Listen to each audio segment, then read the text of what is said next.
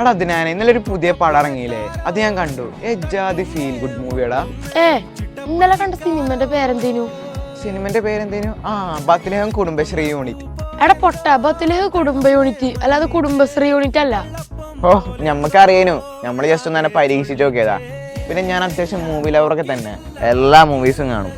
ആഴ്ചയിൽ ഇറങ്ങണം ഒന്നും ഞാൻ വിടാറില്ല, തിയേറ്ററിൽ തന്നെ പോയി കാണും. പിന്നെ സീരീസും വിടല്ല. ഇന്നലും പാട് ഇന്തോനേഷ്യൻ കുത്തുമത്തിൽ ഇല്ലുമാണ്ടിട്ടുള്ളൂ. അടിപൊളി സീരീസാ.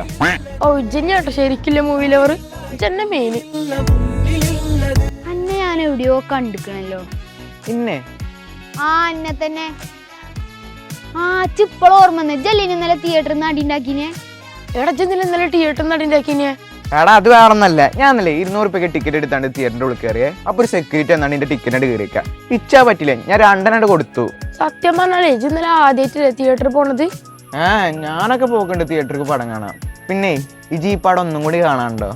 2 വട്ടം കാണാല്ലേ പടക്കണ്ടത്, അത്ര അടിപൊളിയാ. പടം നല്ല സൂപ്പർ പടമൊക്കെ തന്നെയാണ്. നേരത്തെ ഉണ്ടായ അഡിക്കേസ് ഇല്ലേ, അതിൽ എനിക്ക് ഫസ്റ്റ് ഹാഫ് കാണാൻ പറ്റിയിട്ടില്ല, സെക്കൻഡ് ഹാഫ് മാത്രമേ കണ്ടിട്ടുള്ളൂ.